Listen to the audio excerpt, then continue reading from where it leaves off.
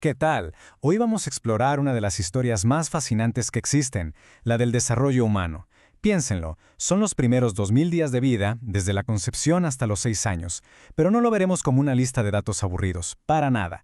Lo vamos a plantear como si fuera el viaje de un héroe, que poco a poco va descubriendo sus poderes y conquistando el mundo.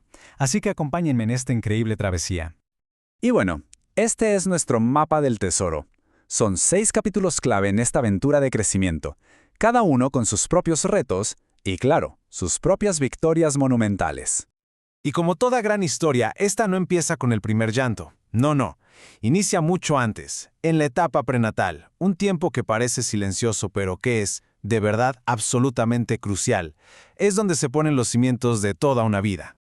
Y es que miren, no hablamos solo de un crecimiento físico, de que se haga más grande.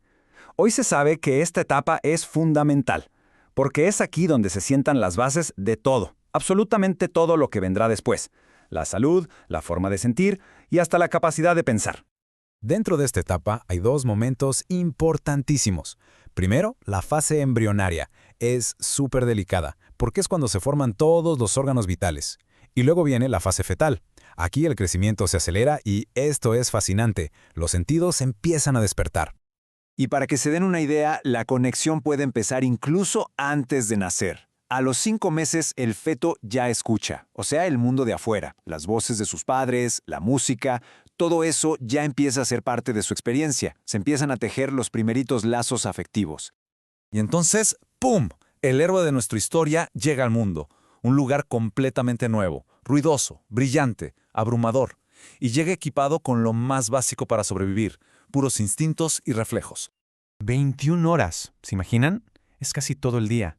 La vida de un recién nacido es básicamente dormir, depender totalmente de los demás para todo y tener una sola forma de comunicarse, pero eso sí, muy potente, el llanto. Y este es su kit de herramientas para empezar. El llanto para pedir ayuda, para decir tengo hambre o algo me molesta. Los reflejos, como el de agarrarse fuerte o el de sobresaltarse, para reaccionar.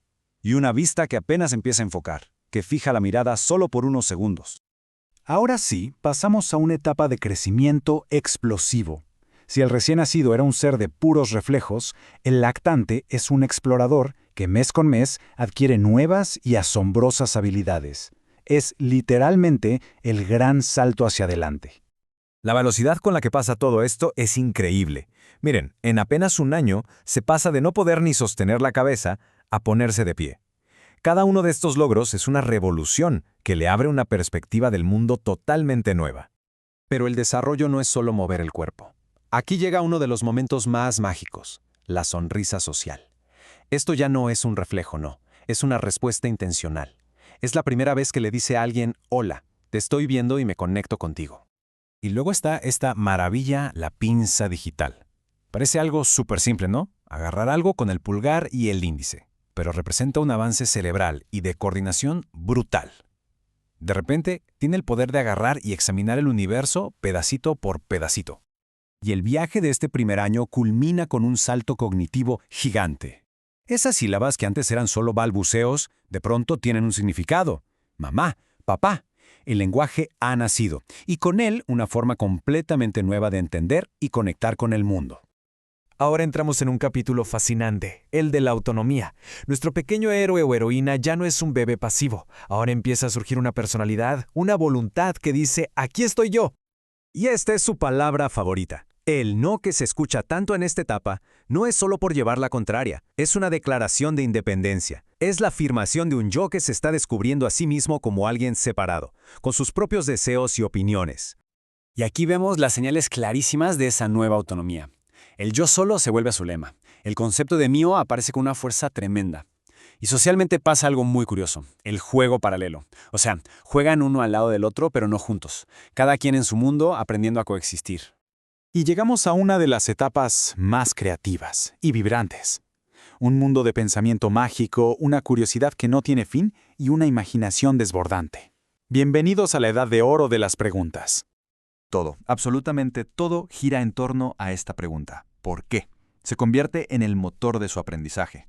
Es su herramienta para intentar darle sentido a un mundo que, desde su perspectiva egocéntrica, pues sí, gira completamente en torno a su propia experiencia.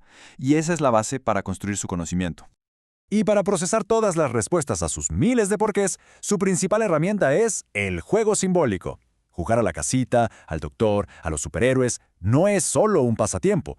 Es su laboratorio personal para ensayar la vida, para entender las relaciones sociales y para procesar sus emociones. Es importantísimo. Y fíjense cómo la maduración de su cerebro y de sus manos se puede ver súper claro en sus dibujos. Pasar de poder copiar un círculo a un cuadrado y luego a un triángulo nos muestra una capacidad cognitiva y una coordinación motriz cada vez más complejas. Es como tener un mapa visible de su desarrollo interno. El viaje de nuestro protagonista está a punto de dar un giro fundamental. Ese mundo de descubrimiento puro y pensamiento mágico empieza poco a poco a dar paso a un mundo de lógica y de aprendizaje mucho más estructurado. Y este es el gran cambio. Es como si se pusiera unos lentes nuevos. Se va dejando atrás el pensamiento egocéntrico, esa idea de que el mundo es solo como yo lo veo, para entrar en las operaciones concretas. Empieza a usar la lógica y, lo más importante, a entender que existen otros puntos de vista. Y eso lo cambia todo. Y claro, con ese cambio de pensamiento, las prioridades se reordenan. El estudio se vuelve la actividad central. El aprendizaje formal de la lectura y la escritura arranca con todo. E incluso el juego se transforma. Se vuelve más social, con reglas más complejas y con la necesidad de cooperar. Hemos recorrido un camino verdaderamente increíble, ¿no creen? Desde una sola célula hasta un ser humano listo para la escuela. Vimos cómo cada fase fue el cimiento indispensable para la que seguía. Y esto nos deja con una pregunta final para reflexionar. Sabiendo que este viaje nunca se detiene, ¿cómo podemos seguir apoyando la construcción de los siguientes capítulos en esta asombrosa aventura humana?